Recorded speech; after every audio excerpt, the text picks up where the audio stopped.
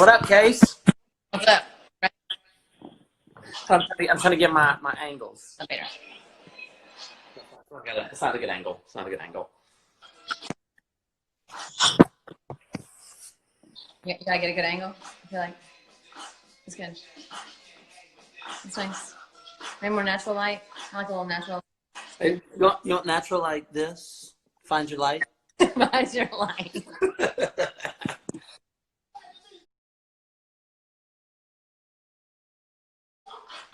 May 15th. Okay. May 15th. May 15th. We just found out our kids don't go back to school until May 15th. You know when that is? That's like almost 2 months from now. It's 2 weeks after my birthday. And I was supposed to see you on your birthday. Oh my God, you're going to be in quarantine on your birthday with your family. I'm going to be in quarantine by myself on my birthday then. Oh, let me turn off my jam thing.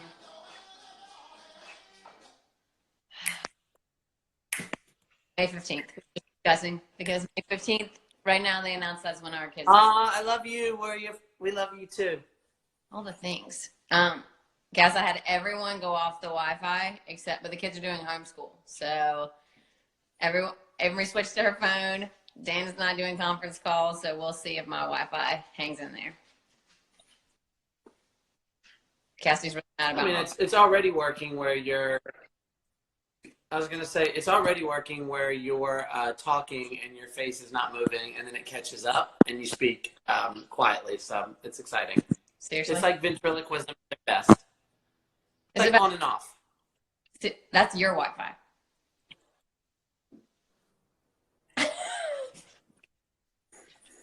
I'm just gonna. I got my Army of Love shirt. I feel like West Hollywood Wi-Fi with a one person is much better than a Cary, North Carolina, affected by trees and storms Wi-Fi.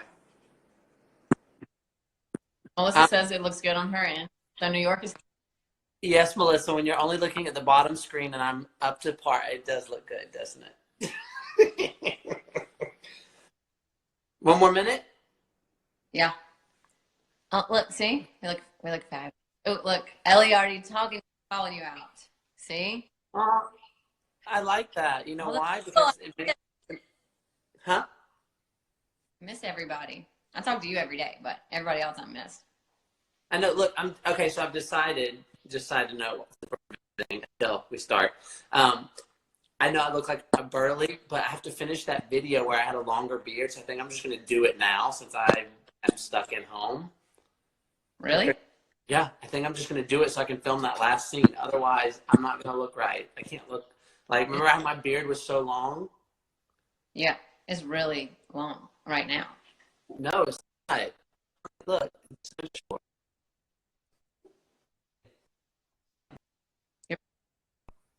You're breaking up on. Anyways, let's start, Case. Well, my issue is going to be everything we do after like one more week. I'm going to have to wear a hat because my roots are going to be so bad. Y'all are not about to see my real hair color. No. Hat from now on. I might shave my head. Oh my God, that'd be cute. Yourself, though? Not with this other income coming in. I would put out an Instagram flyer that's like, anybody doing free haircuts? I'll meet you outside before. So Cass, what's your quarantine right now? Are you allowed to go out? What's your status? So where we are is that everybody is urged to stay in the house. Yesterday, they decided to close the beaches, parks, and trails. So the only thing that seems to be open right now are like hospitals, banks, post offices, police stations, fireplaces, and then like some restaurants have managed to stay open, but the drive-throughs, anything drive-through is okay. But I mean, when I went on a walk a night ago, I think we walked for 30 minutes. I think I saw maybe 4 people outside. So there's not a lot going on here. So You just hanging out with Buddha the whole time? Just you and Buddha? He's right there. That's it. We can leave. Oh yeah, he's like him with his beanie. I know that was just for class though. He's got it tired. So one time.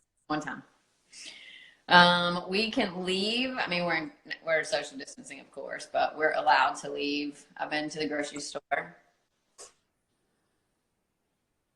That's it. I was waiting for the and. And this is our quarantine stash behind us. Ramen, Chef Boyardee. I got to do a grocery run today. Amazon Prime for the win. And that was like from weeks ago. So we are ready for the sodium and processed foods right here. Yeah. All the things. Let's do it. Ask us questions. And if we don't see any questions, we'll ask each other questions. I was gonna say, just remember, guys, like this live chat is for anyone that has questions about the industry. It can be current or more so how you figure out how to navigate this industry, parts about it. We just want to open it up so that you can, any questions that you have about this lane of work or profession, that we can try to answer and help guide you or just inform you. And if you have questions about us or our story or our lives in general as brother and sister, separate coast. So I'm in North Carolina and Cassidy's in LA. So we're like 2,500 miles, but we're right beside each other. If you haven't watched our videos, watch those. We're really fun. Brother and sister global domination. It's coming. I think we should open for Pussycat Dolls. We have a friend. We should. And just do those two combos. That's it. Just my combo and your combo.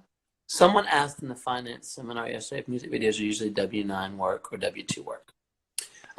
Well, good question. So as far as whether music videos are that, it depends on what the signatory decides to do. So we are fighting for most music videos to be union jobs, which would make it a W-2.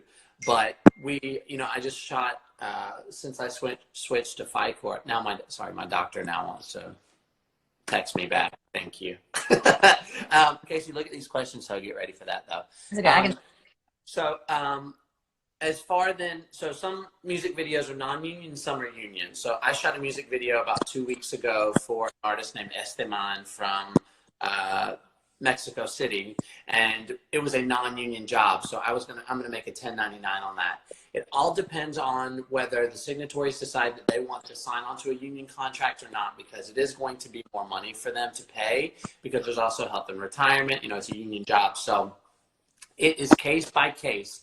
And I think one thing that's important to understand too is that it's very difficult.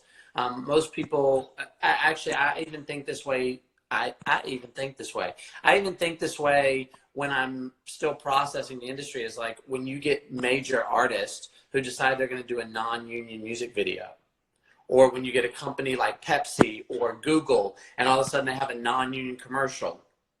And you're like, you're a mega company. How are you not doing union work? Well, it comes down to the production company that they hire in order to create or produce the product. That's where it decides whether it's going to be union or non-union, depending on that. So, just because we're talking about music videos, Cass, can you tell? You don't have to tell who the artist was, but can you tell your music video / commercial / read your contract story? Yeah, but I think I said you don't have to tell who it was, what artist. You can, but it doesn't matter. But I think it's a good sort of. It's my favorite story about reading contract, music videos, and all that kind of stuff. I'll tell it. I don't care, because there's actually nothing bad with it, because it's not a reflection of the artist. It's more so the people around. But so I was shooting the J-Lo Poppy music video, and this was when flash mobs were becoming really big, and so there were about 20 dancers, and then there was also like 50 to 100 extras. But this was a big thing because they were also all doing choreography. So flash mobs hadn't reached a place yet to where it was considered, it was in a very fine line. Is it extra work or is it principal? Because side note. So if you are on a job and you are hired for a special skill, meaning if there's something that you are supposed to do that the normal person could not do, you are no longer an extra or a featured background member. What you are is now has to be a specialty or a specific feature or a principal role for that. Okay, so the problem that we had, this is just a sidebar, but the problem we had with this is that they were teaching choreography to all of the dancers to do material, and then in hindsight they should be hired as principal roles because they were learning choreography, not just being atmospheric. So anyway, so we were shooting the J-Lo Poppy video, and this was at the time that J-Lo was the Fiat sponsor. I don't know if she is yet. I don't watch a lot of TV, but so she was kind of the spokesperson for it. So we shot the music video, and as you know, my biggest thing is anytime you do a job, the moment you get there and they give you your contract, you need to read every single word of that. Or you need to take a picture and send it to your agent, because what I find that happens most in this business, and it actually happened on this last music video I shot, is that as we had finished, we'd been there for 2 days. We'd already done, 2 days of rehearsals, or, oh my God, 1 day of rehearsal. 1 day of rehearsal. 1 day of rehearsal, and then 2 days of shooting the music video. At the very end of the second day, as we're walking out the door, they're like, oh, can you sign this contract? Well, what does it say? So anyways, and it was on a weekend. So I read through it real quick. And the great thing is that their team was wonderful about it. And I was like, listen, I actually have some questions, because this is saying that I'm not going to get paid for any behind the scenes material that you're going to use, blah, blah, blah, blah, blah. So once we got to set, all the 20 dancers on J-Lo's thing, they signed their contracts, handed them over, and then they gave me mine. And I was like, I was reading it, and they're like, all right, we got to go to set. And I was like, I need 1 second. And the reason I need a second is because I found out from the casting producer, the casting director who was there, he was like, yo, I just want to let you know that I think they're shooting a commercial as well from this video. And I was like, oh. So out of all the 20 dancers, they all sent their contracts in. And I was like, I just need 1 second. So I stepped aside, because remember, the main thing. Like they were footage from the music video. You weren't doing any extra work. They were just going to pull footage, right? Well, they didn't say anything to us. They just said, my friend just let me know that they may be shooting a commercial as well today. And I was like, oh, okay. So anyways, I call my agent. We figure out a thing. She helps me put a clause in the thing that says, if any of this material is used in a commercial, that we will come back to negotiations per a SAG-AFTRA agreement. Well, the great thing, so the dancers started panic. They all got their papers, brought it back.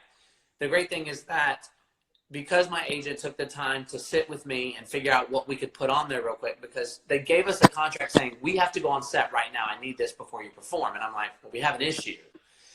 We all signed it. And then maybe like a month later, come to find out that they had taken footage from our music video and turned it into a national commercial for Fiat. So we didn't do any extra work. There was no extra shooting saying, all right, this take is going to be for the commercial. This is going to be for the music video. But because we had a Fiat car in our music video and we're pulling J-Lo out of it and then dancing around it, it made a lot of sense that it was going to happen. And so what happened then from there is I think all the dancers, each one of us made between $12,000 and $20,000 extra for doing nothing, because we put that clause in our contract that said, if any of this footage is lifted, that it will go to it will be negotiated for a SAG-AFTRA contract. And what would have been your fee just for the music video? Oh, the music video fee would have been $500-$600 for the day. You would have gotten $600, and if you hadn't read your contract, you wouldn't have gotten the extra $20,000. No extra work on your part. No, and with that, what I wanted to say is, so I just did the Birds of Prey movie with Margot Robbie. I don't know if it's still out in theaters, but in January I was doing music. We can't go to theaters. There's no theaters. Oh yeah, you can't go to theaters anymore. I wonder if they're going to do special things of putting movies just on rentable now. Started it. But go ahead. So I did the Birds of Prey music video, and as I was listening to to the soundtrack. I was like, this is really good music. So I was doing some music research first week of January, and all of a sudden I come up on Megan Thee Stallion, who I think is such a good artist. I love her. She's a rapper.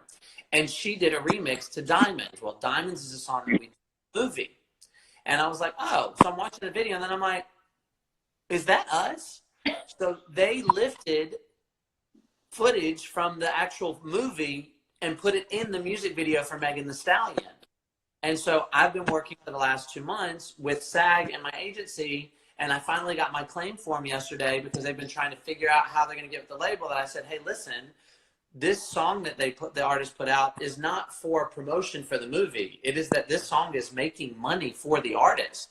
And I said, we are in the music video, and we weren't asked to be a part of it. We didn't sign anything, but our dancing is in the music video. So now we have a claim that's going to SAG, and so hopefully we're all going to make, I'm hoping, anywhere between $500 to $2,000 extra dollars for this music video that we didn't do, but we are in.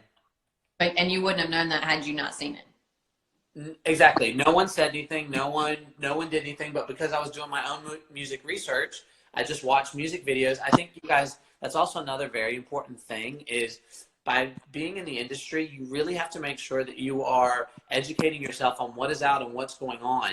Same thing happened with Spice Girls. I did the Spice Girls tour, and we went over 2 days before the next leg of the tour, and that was on New Year's Eve.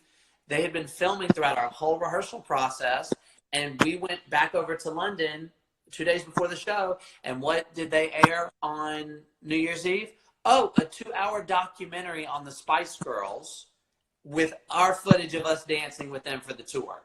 No one told us, no one was going to pay us, but the only reason we got paid is because we saw it on television and could fight for it. So the point of the matter is that I don't want to tell you that people are going to be sneaky, but I am going to tell you that people are going to graciously forget to include you or remind you that they may use you. So yeah, I mean, that happened to me when I did a commercial in Miami for Head and Shoulders, the shampoo, and we paid only for does Head and Shoulders do anything for your roots? Shut up. My roots right now anyway, so thank God. But I did a commercial for Head and Shoulders and only contracted for the U.S. market. Done. And then like a year after I had done the commercial, a friend of mine in New York, Dufton, oh, I love Dufton. Oh, Garcia. Called me and he's like, I'm watching my telenovela, which is out of the Dominican Republic, and I just wanted to tell you it's so fun because I get to see you every day because the commercial comes on. And I'm like, out of the Dominican? And he's like, yeah, it's the television station that we watch. And so I go back to my agent. She like looks at the thing, goes back to the production. They're like, oh, we've been trying to contact her for a couple months. We added 2 new Latin markets. I had not moved. I had not changed my cell phone. I had not changed my email. No one tried to get in touch with me. And the only way I found out was because one of my friends was watching a soap opera and commented that he had seen me every day. And so from that, they sent me a check for $1,800. Just sitting there, doing nothing. Nothing. Done. So yeah, just keep your eyes open and read your contracts. On that, Cass, just because it's kind of a segue, and I think Melissa had pointed out, with getting paid afterwards, can you talk about residuals? Because that's going to be different than like adding another market and that kind of stuff. Yes. So we no longer, okay. So when it comes to, let's say, music videos in general, the language has changed from buyouts to reusage fee. Okay.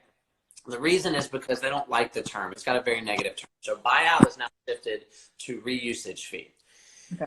With music videos, with non-union guys, so I want you to remember when it comes to non-union, your agents can negotiate, okay? Non-union is generally going to be a little bit lower than a union contract, but it is up for negotiation. So none of those prices are set in stone. It is fair game to talk bargain for.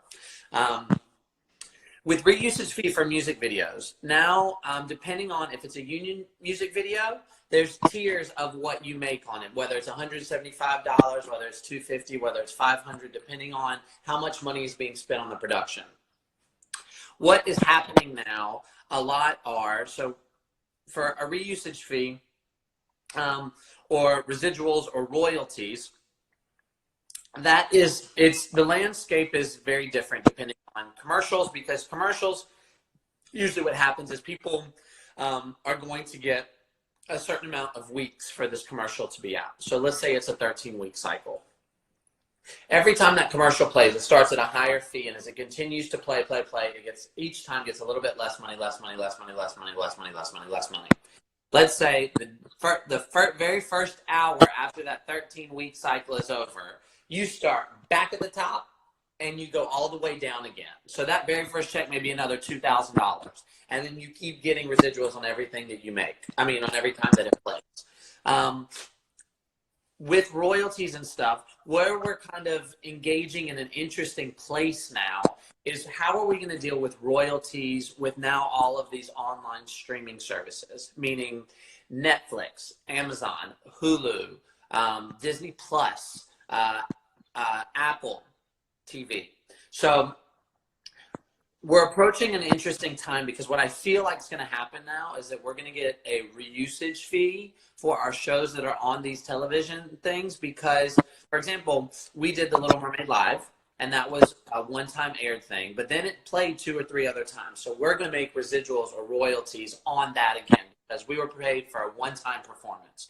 So anytime you're paid for a show, guys, music video, anything, it is paid for the one-time showing, unless it's a commercial, which is built for replication. Outside of that, every time that plays, you're gonna get more money. Now, what's even better is when they take some project that you did and it goes overseas. Anytime it enters a new market, foreign market, different type of medium that it's sold through, whether it's like a pay-per-view or it goes to a cable network, goes to distribution, whatever that is going to be more money for you as well. Okay. But where we're kind of entering is, how do we track what we are going to make with subscription memberships? And this is going to be new territory. This isn't something that we actually have a formula or a model for yet, because now for us, Little Mermaid's on Disney Plus, and they know how many times it's being viewed, but we're not being paid for each one, and we should. But it got sold to Disney Plus, so it's going to be an interesting way to navigate. But with your residuals and royalties, the best thing about it is you don't have to do anything. SAG at the union will send you a check. You'll all of a sudden get a thing in the mail that says, oh, Cassidy Noblett, and in the corner it says SAG after residual department. And they send you a check, and then when you open it, it gives you a breakdown of how much money you made, where it was shown, like what was the medium, when did it happen, and then what your taxes are taken out and how much you're going to make from it. So does that help? Does that help, Melissa? Yeah. How many checks did you get in the mail the other day that you were really excited? Oh my God, I was really excited. I got 9 checks one day, and I was like, yes, coronavirus ain't going to keep me down. Opened it. 57. Oh, okay. Next one's going to be better. Ooh, 36 cents. Feel like the ink is worth more. Every check. I got 9 checks. I don't think I profited $1.60. You guys, I couldn't even get a Starbucks cup. However, what I will say is this. At the moment you get them, you're like, If I look at over my life, how much these little checks have formed, I'm going to say they've formed a couple $1,000 baby checks. That's free money. That's free money. If it's free, it's for me. Like a haircut. All right, I'm going back up to Marie. Yeah. What up, Marie? You. I'm going to see you this summer, Marie, so we're just going to make that happen either way.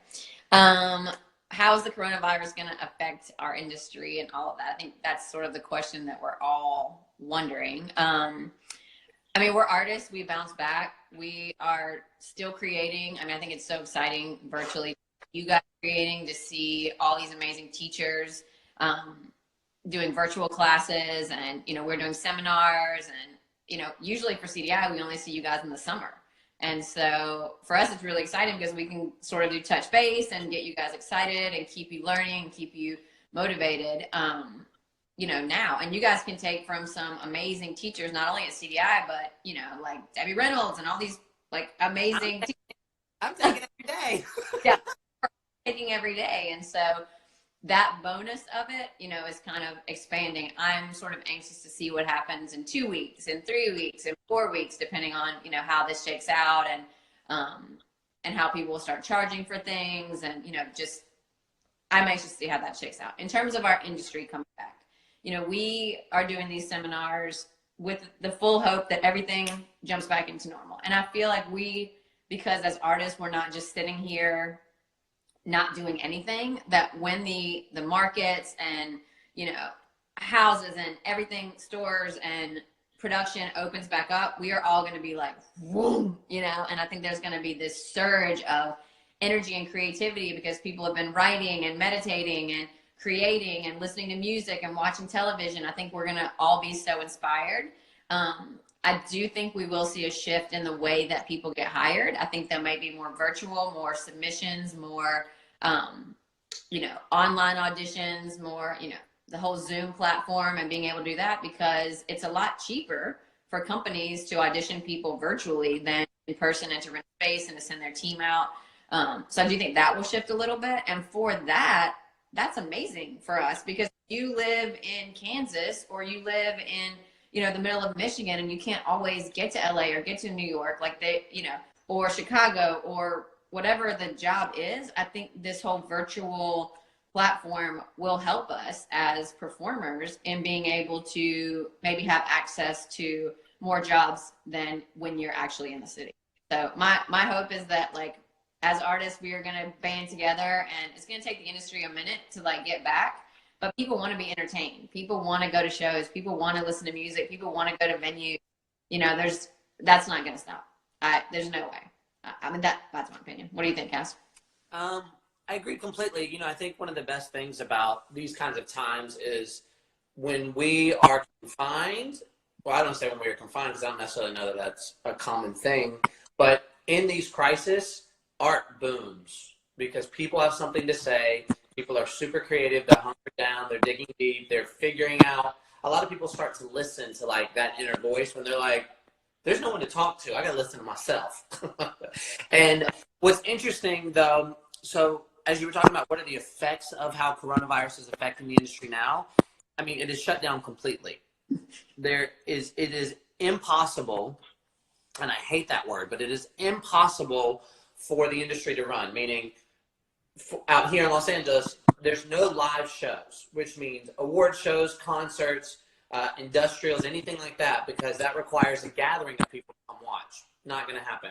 Also, anything TV and film requires a production set, and there is no way to shoot a production with anything less than, 25, 50 people? I mean, 25 is a very small amount. I mean, just for crew alone is 50 to 100 people to handle everything, so that's shut down.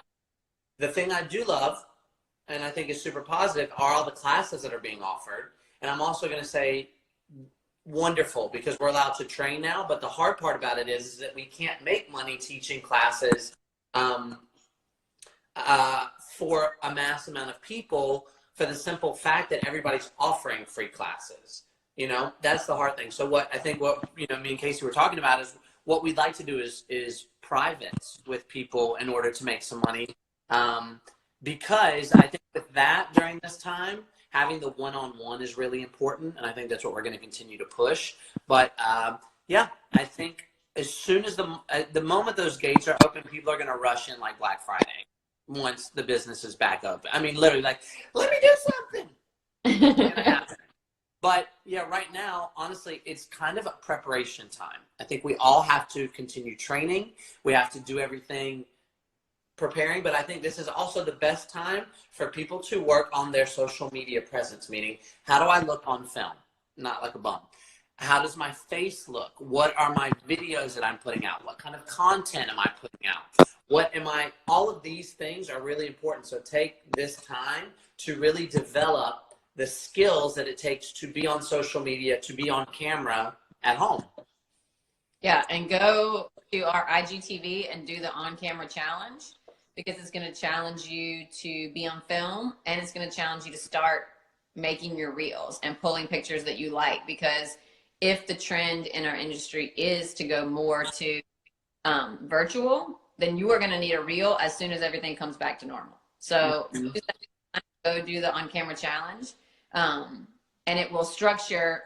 It's just a mini reel. But, use that so that as you're filming, because right now you're filming yourself all the time. A lot of you are filming all your classes. You're doing the combos. You're posting. Don't let those just sit on your phone or on Instagram. Like, start those into your reel, because now you have a combo from Brian Friedman. You have a combo from Cassidy. You have a combo from Victor. You have a combo from me. You have a combo from, Debbie Reynolds or whatever, Adam, Gia, whoever.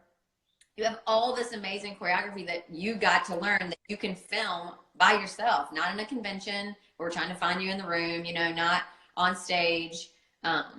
It's a really great to start building your reels. And then as you continue, you can, put more stuff in there. But that's, like Cassidy said, one of the things that you need to be ready, because as soon as this opens, that social media presence and your reel and your content has to be ready to go. Yeah, don't treat this quarantine as a hibernation. Treat this quarantine as a preparation. Ooh, say that again. Don't treat this quarantine as a hibernation. Treat this quarantine as a preparation. Mm-hmm. I think I can get a shirt for that. But the reason I say that, and it just comes to me, I'm a vessel. Gift from God. I don't know. It's a gift from God. I just don't. I can. Okay, but the thing the reason we're saying that, guys, is that there's going to be tons of people trying to catch up, but then you're going to have tons of people who have been like, just give me the moment, give me the green light, and then I'm gone. You don't want to be in the dust. Where you want to be is with your feet grounded, and you feel it's the same thing that I do that last month of December when everything starts to shut down again.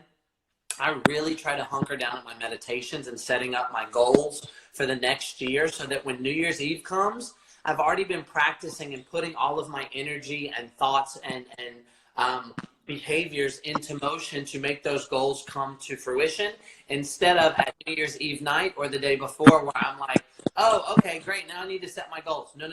This is a time to prepare and get it going so that you can hit the ground running the moment that gate opens. Casey, do you want to answer this question from Bella about what? Bella's next. Sorry. So for right now, summer is a go. Like, we are plugging through. I was on back and forth with University of Santa Barbara this week. They were like, we're planning for you. So, anyone who is already coming, we are good. And we can discuss payment plans or whatever you guys need. Like, we want to get you there this summer. So, like, stay with us. We will let you know if not, but we are going to do everything we can to make Santa Barbara and happen. We're still taking applications because this kind of like crazy. We were going to give out faculty picks at conventions and competitions. So we have some spaces open that we had saved for those events. So if you're still interested in coming this summer, we are going to make that happen. You can still send in your audition videos. We're still looking at them. I accepted somebody yesterday, an amazing dancer from Canada. So hopefully the borders will open and she can come. If not, I hear these things called wolves will sneak you across. Seriously. But also for, I was going to say summer, something about summer. Oh, and for summer, just know that we are continuing to keep up with what's going on in the industry. So this summer will be tailored towards sort of the new. We're not going to just we can't really teach you all the old stuff because, things are going to start to shift. And so we're going to stay really current with what's going on.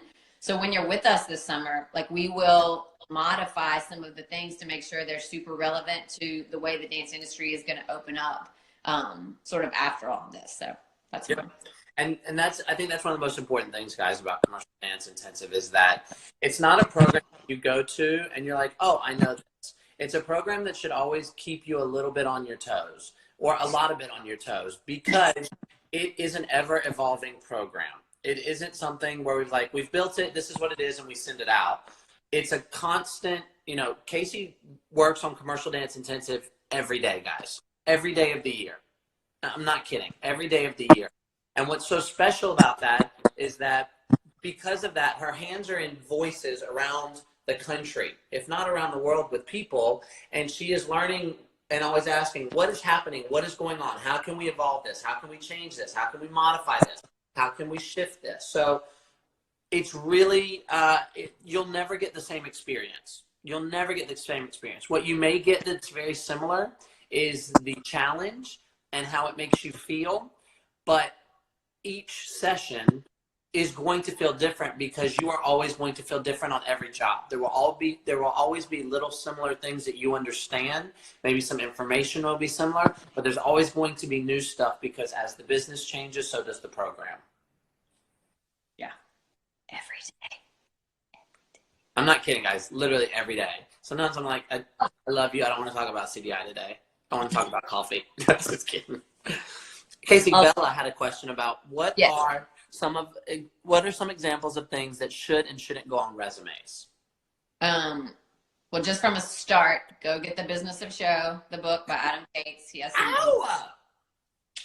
especially now, you have time to read. So you can get it on Kindle version or hard copy. I don't know if they deliver it right now, but you should get the Kindle version. Or you can get Spanish on Rosetta Stone and get it in Spanish. I don't know. But they have resume layouts, which are really good. But just in general, you want the kind of trend right now is to put your picture in the corner, just headshot on one side, resume on the other. And some people are putting another copy of your headshot in the top right or top left. You want your name super clear. You want contact information, which will either be your email, agent. If you're with an agency in that right, Cass, always put your agent as the information. You don't put contact. Yeah, your information at the top of your resume when you're with an agency will be their information. Sometimes eye color, hair color, which they height, height, hair color, eye color. It's very simple. It may be like Cassidy, Noblett, go to talent agency, address and phone number for them, and then my height, eye color, blah, blah, blah. Yes. So if you have an agent, you don't put your personal on there, correct? Say it again? If you have an agent, you don't put your email or your phone number. No. And a lot of times what you're finding now is that because when you're asked to go to an audition or something, they generally have all of that information anyway because especially with agencies, they already know the 5 agencies that they asked to come. So when you're doing your sign-in sheet, sometimes what they will say is your name, your personal phone number, and your email so that they can contact you directly. And then you want to put all the work that you've done. So if you're a younger dancer, that's Nutcracker, that's Hairspray at school, that is, a piece of work that you had a guest choreographer for, like anything that you want to put in there. If you've done paid work, awesome. But a lot of times as a younger dancer, you don't have that yet, but you still need a resume. You do training at the bottom, training under that, and do, who your main teacher is, like where you're training a majority of the time. Any big summer programs or weekend programs that you've been to, yes, go. What? No, go. I'm going to see. I was looking to see if I have my old resume from when I first started. Oh my God, yes. I think I do. I'm going to look real quick. Go. Okay. If you've taken somebody one time in a masterclass format, you may or may not want to do that because that can get really cumbersome because if you've been at a convention, you're going to have 5 or 6 per weekend and you sort of took that class with like 400 other people, which is great, but I don't know if necessarily that would count as training. So I would do anyone that you've, trained with, not in a huge masterclass. Maybe they studio and spent the weekend or anything like that. So someone that you have a little bit more of a personal connection with and or you took from them other than a huge sort of convention setting. And then special skills at the bottom, which is a lot of times you need to put that you have a driver's license. If you are 16 and up and you have a driver's license, especially in New York, a lot of people don't have a driver's license, but you may need that for whatever the contract is. If you speak a different language, if you do aerial, if you tumble, Cass, you clap your flat feet together? Oh yeah, I don't have an early resume. I thought I was going to. It's somewhere. Early headshot. Horseback riding, archery. What are some other special skills, Cass? Special skills. Any sports that you do, any extra artistic talents, singing, languages that you speak, accents that you do. Special skills would be anything that could be featured that normal people don't do. And you can be creative. And so just kind of piggybacking on Casey real quick,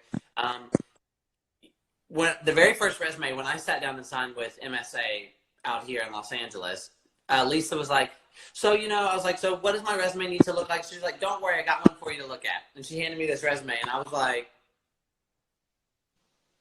it was like a Beyonce dancer. So her resume was like Beyonce, Rihanna, Janet, blah, blah, blah. And I was like, Mine doesn't look like that. So what you do is you amp it up and you make every single thing you do look like it is important. Everything. If you performed, yes, as Casey was saying, if you performed in your school, if you performed at the local theater, if you went and did a summer intensive anywhere, any of those, just put them there. And you want to put what it is, what your role was. So the first category is what the job is. So it could be Snow White and the Seven Dwarfs at the Kirby Theater. Perfect. Middle column, what was my role? Bashful. So that was my role. And then for the end, depending whether you want to do choreographer, usually for theater too, you maybe just want to put where the theater was. Maybe like Kirby Regional Theater or something to make it sound more prestigious. Whatever is going to sound the most prestigious you want to. And then under training too. Lie. Don't lie. Make sure it's still truthful. Yes. Yes, make sure it's truthful. And then for your training, you can say who you've trained with. And I agree with Casey 100%. If you've taken one person's class, don't put them on as your training. Because what you don't want to have happen is someone be like, oh, that's fine, cool. I'm actually looking for someone. Casey's one of my best friends. Let me ask her, hey, do you know this person? She's like, they said, oh, they used to train with you at Pulse. There are 500 to 1,000, 1,500 kids in there. I don't know who that is. Somebody that knows you, or you've taken a class, for a couple months. That is your training, yes. So it's okay if you don't have anything started yet. Just take every little thing that you have and amp it up. And then if you also, little tricks too, if it's not that much, make your font a bit bigger. Don't make it huge, but make it a little bit, luxurious, a little bit healthy. And then you can also double space, which takes up things. And slowly you will start to take off things and you will build a resume. If you want to see a baller resume, go to LA Casting and look up Cassidy Noblett. It's like this. Scroll, scroll, scroll. So whatever he saw that Lisa gave him 1,000,000 years ago, it has improved. Literally go to lacasting.com, Cassidy Noblett.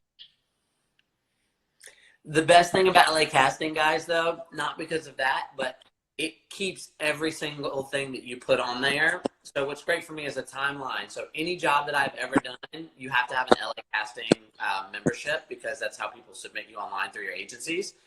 I can go back and reference my entire career since I was 18 years old on there, which is great. Why? Because you lose your papers, you lose your resumes, you don't necessarily know.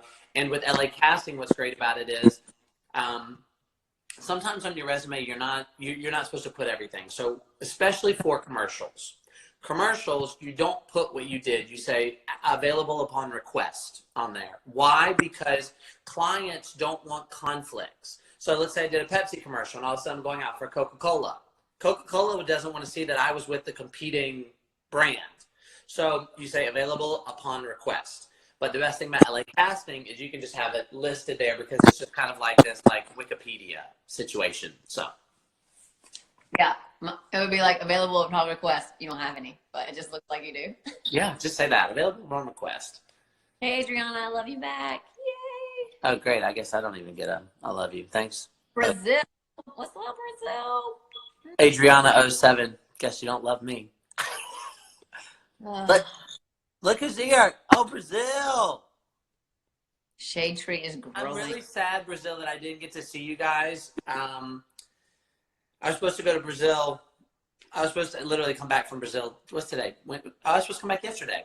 I was supposed to be in Brazil from the 17th to the 24th, and they canceled on the 14th. And then luckily, thank God they canceled because an American actually canceled all flights to Brazil on the 16th. So I'm sad I didn't get to come see you guys. I'm going to be there for a week. Not happy. Robbie's working on your invoice. Huh? Robbie's working on your invoice. Do you see it? No. What is it? Melissa said it's available to rent from the theater on your smart TV. Great. So that was about movies, guys. So if you want, I'm sure that's, Melissa, I think that's what you're talking about, is that you'll probably be able to watch movies now from your Apple TV or your smart TV, and they can still make money that way. And fun fact, I don't know if you guys have the AMC stub. The AMC stub is great. You pay, and honestly, the reason I'm telling you this is because I actually think it's quite a steal. So AMC stub for $23 a month, you can see 12 movies a month at the theater. So that's basically $2 a movie. Okay, so you can do 3 movies a week. The best thing about that is, one, it makes everything very cheap. It's a huge deal. And I found out from the theaters that theaters actually don't make money on movie sales, on tickets. They make it only on concessions. Why? Because movie theaters actually pay to get the movie into their theater. The movies aren't paying theaters to play them. The theaters are trying to get them in there because that brings in money for their concessions. So that's just an interesting little. I feel like Dad gave you that information. No, I asked because I'm on the AMC stub. You have to get free upgrades on large popcorns and large drinks. How's that going for you this month?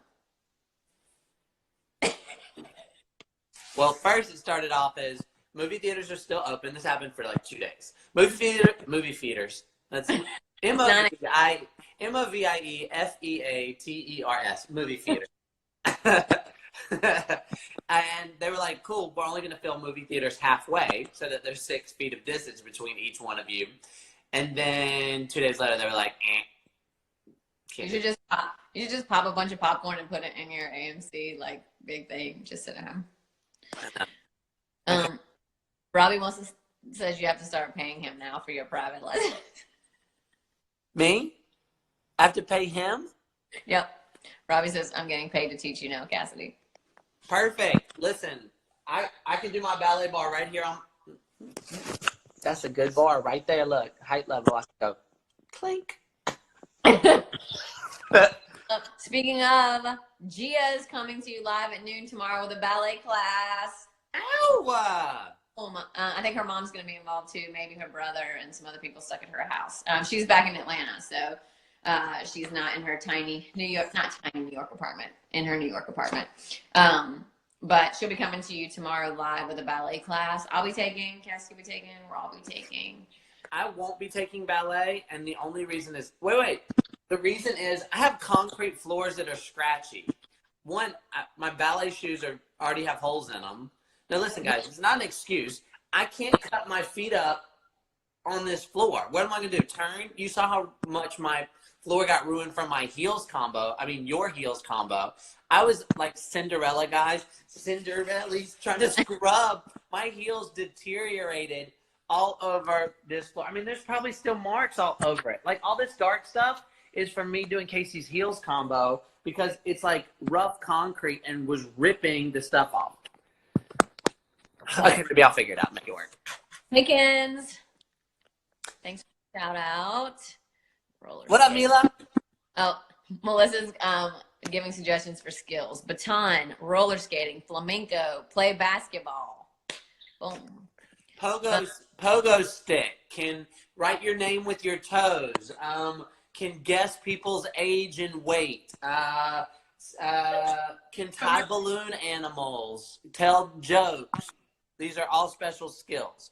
But also don't put them on there. If you can't do. Yeah, but also if someone's like, great, we saw in your special skills that you can rodeo like a cowboy and you can catch things. And you're like, well, I did it once. No. People are looking for interesting things, especially with social media now, where you're probably going to have to do it on your own and then send it in. So make sure that you are well versed in it. Yeah. All right. Hey, Tess. What is the best advice for dealing with rejection in the dance industry? So it's more rejection than success, just in general. You can't take it personally. Just as a big sort of umbrella, you can't take it personally. It's not about your talent. It's not about your look. It is just whatever they are looking for that day on that time. If you could literally beat yourself up for every job, but a lot of my faculty who are working will go to 15 jobs like a week, auditions, and not get in, and that can really take a toll on you. But you can't take it personally. You have to go in, do the best that you can that day for whatever your situation is. Be as prepared as possible, control what you can control, and go in and literally do as good as you can do and walk out, shut the door, put it up. If it's meant for you, it will be for you.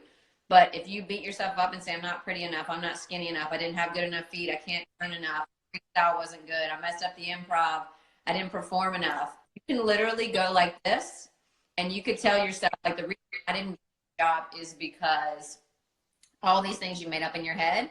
They could have cast it before and are just doing an open audition for no reason. They could be only hiring their friends. They could be only hiring girls 5 and above.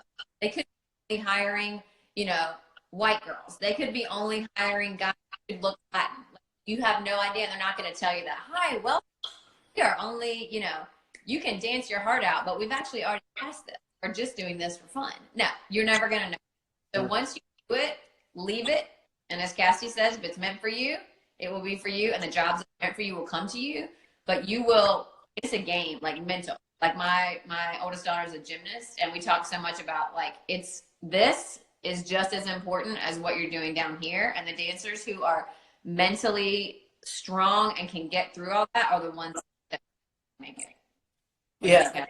Yeah, no, 100% I agree. A way too that I like to approach this industry, and with his, you know, for me, allowed me to be happy throughout this career, is I try to take all negativity out of the formula. Meaning, I am already going to be hard on myself, but what I try to find is joy and happiness in my little steps along the way. Because I think what's important is that our happiness and our state of being cannot be dependent on the product. Okay, it cannot be dependent on whether I get the job, whether the music video, blah blah blah. It is dependent on the steps that you take there. Why? Because that is the art and the craft. Okay, you live the daily life. So the only way to really be an artist is to be present in exactly what you are doing. So for me, the way that I deal with rejection is I don't really see it as rejection anymore. What I like to do, I don't even tell my family when I have auditions. Sometimes I don't even tell them if I have a job until I'm literally on stage or it's going to be on television in an hour. And the reason is this. I want to go do my thing. I want to keep my process and expression very clean and clear. So I don't want to tell people that I have an audition, because I don't want people saying, good luck, I hope you get it. Okay, did the audition. How did it go? Did you get it? Have you heard anything? Because all of a sudden I've taken my physical expression and emotional expression and have now moved into my head. And now what that has done has tarnished or really brought the process to a different place. And what I just want to do is go in, share my gift, and leave. And as Casey said, if it's meant for me, it's meant for me. And if it's not, that's okay. But within that process too, you have to develop, let me not say you have to. What I encourage is learning to celebrate others' success in the business. Why? Because your time is coming. You will have your moment. And it is up to all of us to create the environment that we want to live in and work in. So imagine being in a place where you go into class and everybody's happy to be there. Everybody's working hard. You go in groups and everybody's like, good job. Awesome. Imagine feeling that in an audition. Imagine going to an audition with 1,000 people where people are like, good job, blah, blah, blah. And you just feel encouraged and excited about just doing your art in a room full of people that are all working towards the same goal and sharing their individuality. That environment is possible. So by removing any negativity, not depending on the job, not whether I did good, be hard on yourself, work and never be satisfied. Now, what I mean is appreciate the hard work, but always see that there is growth and where you can move to and be better in. And then just acknowledge that and say, did I do a good job today? Great. That's going to cause me happiness. Did I get the job? Doesn't matter. Did I feel good about what I did as my expression? Because remember, our art is about expression. We are a physical experience. Okay? To watch us on television and stuff is cool, but to feel us is a whole different ball game. So put your process and happiness in your expression. Be proud of yourself no matter what it comes out, and accept the good and the bad. Okay? You're going to have good days. You're going to have bad days. That makes this journey like this. It makes it colorful. And that's how you learn to appreciate and pull from a source. Yeah, and I still love the quote from Victor Rojas. We love some Victor. And he said that you don't train for the job, the training is the job. And Say it again. Say it again. You're not training for the job. The training is your job. And I just love that so much because it's like when you walk into class, you think like I'm training so that I can work. And yes, the end game is to get paid for what we love to do.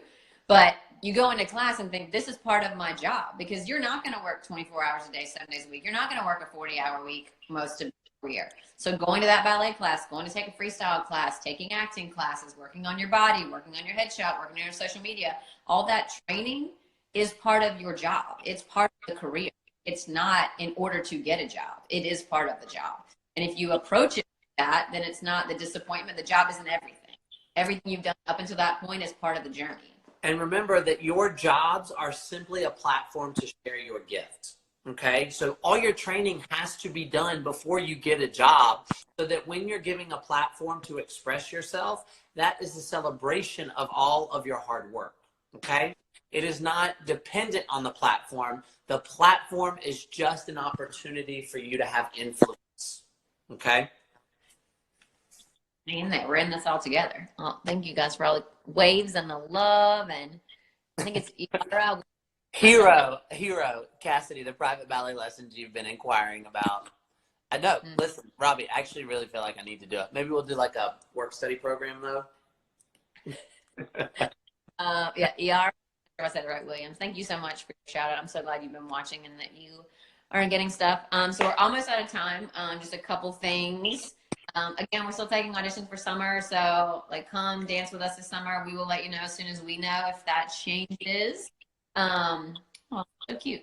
Also private lessons. You can DM us or send us a Facebook message if you want to work with any of our faculty. Tonight, Jenna's coming to you with an acting improv workshop, which is amazing. Go ahead. What? I was just telling somebody I love them. Oh, are you done? Yeah. Tonight, Jenna is coming to you with an acting improv workshop, which is so fun because, like Victor told you in his seminar, you have to be able to act and express yourself and be different characters. So that's going to be really fun. And you're in the privacy of your home, so just go for it because no one's watching you. So really go for that. Gia's coming to you live with a ballet class tomorrow at noon, and then we will continue for the rest of the week. We're not sure what next week will look like. We're going to be coming to you all the way until Sunday night with our 12 and 8. We love you guys. We miss you so much. Like we are like here for you and need us for. Thank you so much for being here. We just wanted to like hang out with you. Yeah. And continue to keep that conversation open. Continue to keep the training happening, guys. That's one of the most important things. Train, train, train, train, train. It is a lifetime commitment. And also it allows you, just remember the training allows you to express yourself in a more polished, beautiful way. You have things that you want to say, and the more tools you have give you the opportunity to say it the way that you want to, right? Yeah.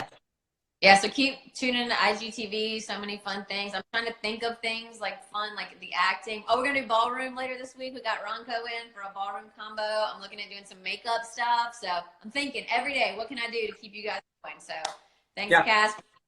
Thanks, everybody, for all your sweet comments. We are here for you. Army of love. Army of love. All right. Army of love, baby. And we're out. Mwah. Bye, guys. Love y'all. Bye.